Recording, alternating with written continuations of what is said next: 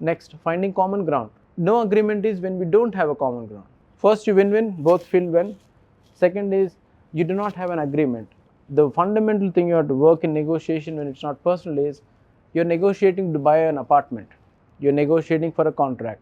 No agreement is actually okay. Many negotiations in the real world do not come to an agreement. It is perfectly fine.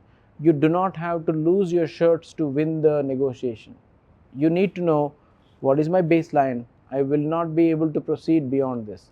Be willing to walk out. It's perfectly fine. What is it? An outcome of no agreement? The discussions don't proceed anymore. We seek alternative solutions that I don't want this product. I don't want the orange, neither the peel or the juice.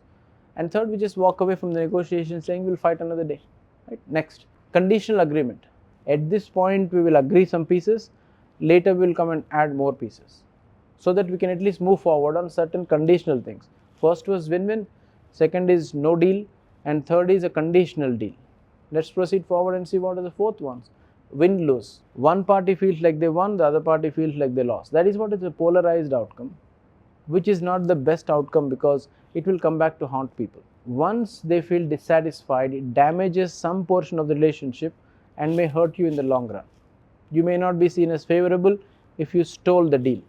So think long term. Go next and see what is a compromise. This also feels terrible, but actually happens a lot in companies where you need the business, they need the product, they agree a compromise. It's not a win-win, it's not a win-lose, it's not a lose-lose, it is a compromise. Each party makes some concessions.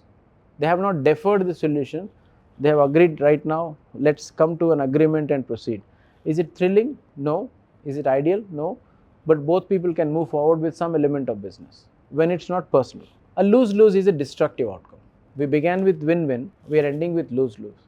This is where the issue is not the issue, but the issue about the issue is the issue, where people have taken it so personally that they're willing to destroy the negotiation just because it got personal. A lot of people have seen this in the industry. They have lost money, they have lost status, they have lost peace, they have lost health, they have lost relationships just to prove a point. When ego takes over, lose-lose happens. When excessive competition happens, lose-lose happens. And both parties are worse than before the negotiation. But if preparations are done well, you can avoid lose-lose. So think about how many conditions happen in a negotiation. Win-win, lose-lose, win-lose, compromise, and deferment. Look at the possible outcomes. If you think what is my preferred one and walk in, you may not have to feel like a loser, right? We end this negotiation right now and let you use it in the market. The end of this session is only the beginning of you with these new frameworks to approach the market with a new mindset on how to approach negotiation.